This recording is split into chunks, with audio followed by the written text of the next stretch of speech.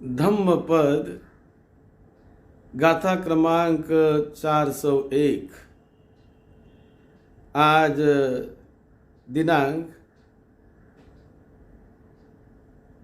20 फरवरी 2021।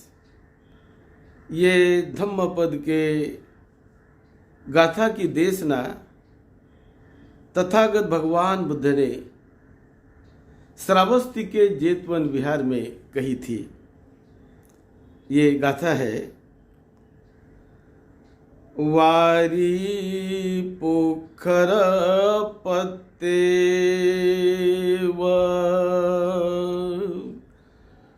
आरगे रिवसा सपो यो न लिम्पति कामेषु तमहं ब्रूमि ब्राह्मणंति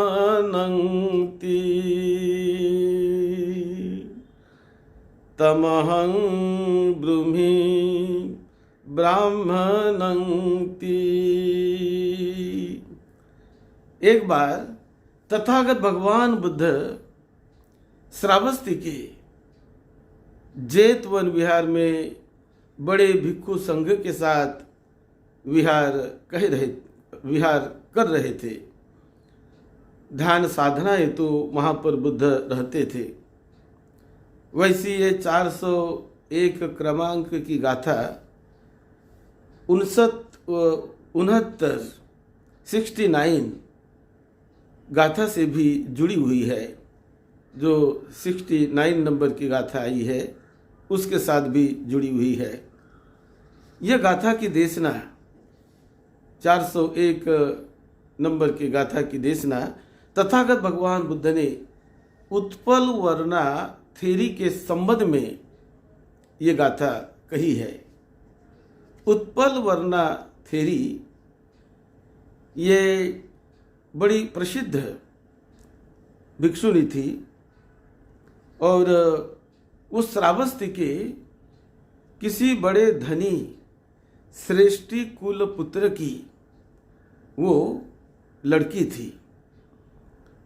उन्होंने बहुत पारमिताओं का अभ्यास किया था। ये उत्पल वर्णा पद्मोत्तर बुद्ध काल के समय 1,00,000 कल्प तक ये पुण्य कार्य करते रही है और वो पुण्य कार्य के बल से कभी देव योनि में, कभी मनुष्य योनि में, कभी देव योनि में, कभी मनुष्य योनि में, इस प्रकार इस लोक ने वो लोक में, इस विश्व मंडल में वो जन्म लेती रही।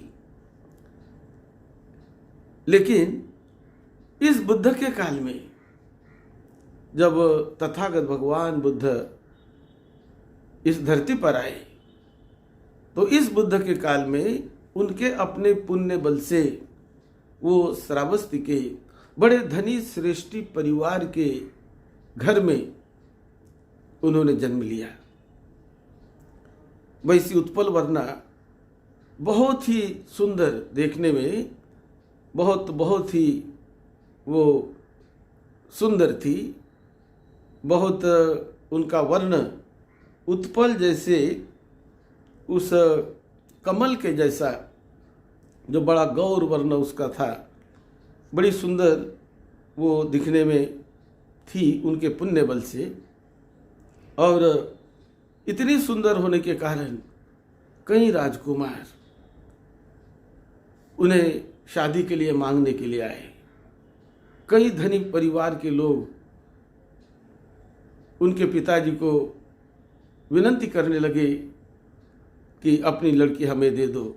कई राजकुमारों ने आग्रह किया तो पिताजी वो कहने लगे कि लड़की इतनी सुंदर है, इतने लोग मुझे कह रहे हैं, किसको दूँ। वो बड़ी चिंता में पड़ गए। नहीं दे तो भी किसी का रोष ले लेना है, किसी का क्रोध का भाजन बन जाना है। तो वो सोचने लगा कि क्या करूँ, सुंदर, बहुत लड़की सुंदर है। तो उनके मन में आ गया कि ऐसा हो कि ये यदि भिक्षुणी बन जाती है तो इनकी शादी करने की कोई ज़रूरत नहीं आएगी, किसी का कोई क्रोध भी मुझे मोल नहीं लेना पड़ेगा। इसलिए उसने अपनी उस लड़की को, बहुत सुंदर उस लड़की को पूछा कि बेटी, क्या तुम भिक्षुनी बनोगी? यह शब्द पिताजी से सुनते ही वो इतनी प्रसन्न हो गई, इतनी भाव विभोर हो गई, क्योंकि वो पूर्व पारमिता उनके साथ थी। पद्मोत्तर बुद्ध के समय उन्होंने बुद्ध शासन में अभ्यास किया, धर्म का अभ्यास किया, और इस बुद्ध के काल में वो अरहत होने के अवस्था में वो आ गई थी। इसलिए जब पिताजी ने पूछा तो एकदम उन्होंने अपनी स्वीकृति पिताजी को दे दी। पिताजी बड़े प्रसन्न हो गए और वो भिक्षुनी बन गई। अब उनके भिक्षुनी बनने के बाद, भिक्षुनी बन के कुछ ही समय में उन्होंने अरहत पद को पा लिया, ऊंचे पद को उन्होंने पा लिया। लेकिन कुछ लोग तो उसकी ईर्षा करने वाले भी थे। अरहत पद को पाकर वो श्रावस्ती के अंधवन जंगल में एक कुटी बनाकर वो रहने लगी। लेकिन वहाँ उसका एक ममेरा भाई, जो उसके प्रति बड़ा आसक्त था, तो वो ममेरा भाई उस पर जो बुरी नज़र रखता था, तो एक दिन भिक्षुनी बनने के बाद वो जब भिक्षा के लिए बाहर चली गई थी, तो ये उसका ममेरा भाई, उसका नंद नाम था, उस नंद ने उसके कुटी में जाकर उसके उस पलंग के नीचे वो छिप गया, मंच के नीचे वो छिप गया। और जब वो बाहर से आई तो भिक्षा उन्होंने ग्रहण की।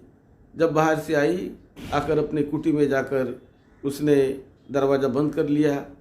जब बाहर से आई तो उसको अंधेरा सा ही दिखाई दे रहा था, दरवाज़ा बंद कर लिया। और जब दरवाज़ा बंद किया तो उसके बाद उसका जो ममेरा भाई नंद नाम का, वो बाहर निकला और बाहर निकलकर उस पर जबरन कुछ बलात्कार जैसा वो करने लगा।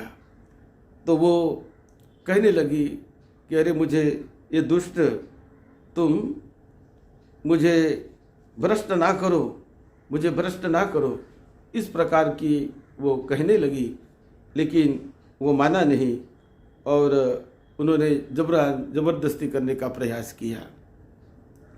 और उसके बाद कहानी ऐसी है कि वो नंद नाम के व्यक्ति ने जब अरहत भिक्षुनी के साथ ऐसा जो गैर व्यवहार किया, उसी समय धरती फट गई और वो बड़े बुरे तरह वो जलकर नरक में जाकर गिर गया।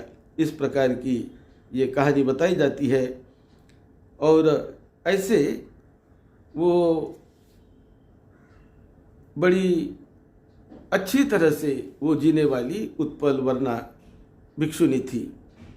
अब धर्म सभा में कभी चर्चा चलने लगी, ऐसी चर्चा चलने लगी कि क्या क्षीणास्त्र व्यक्ति भी क्या कभी काम सुख में लगे रहते हैं क्या, या उनको भी क्या काम सुख स्वीकृत होता है क्या?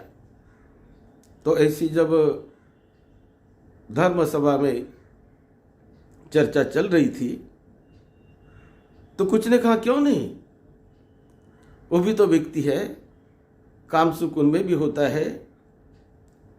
वो कोई ठूंठे वृक्ष की तरह थोड़ी है, कोई सूखे वृक्ष की तरह थोड़ी है, ठूंठे की तरह थोड़ी है, उनको भी इंद्रियां है, तो काम भावना उनमें भी होती है।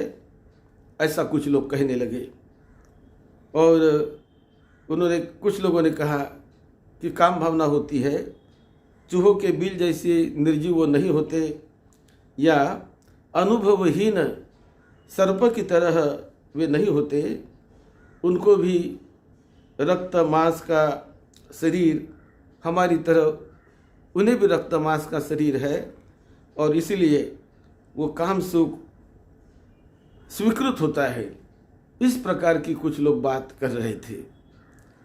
और ये जब बात सभा में चली, उसी समय तथागत भगवान बुद्ध वहाँ पर आ गए और आकर तथागत भगवान बुद्ध ने ये गाथा कही कि नहीं भिक्षु, ऐसा नहीं, तुम जो सोच रहे हो, जो कह रहे हो, ये सही नहीं है, ये गलत है।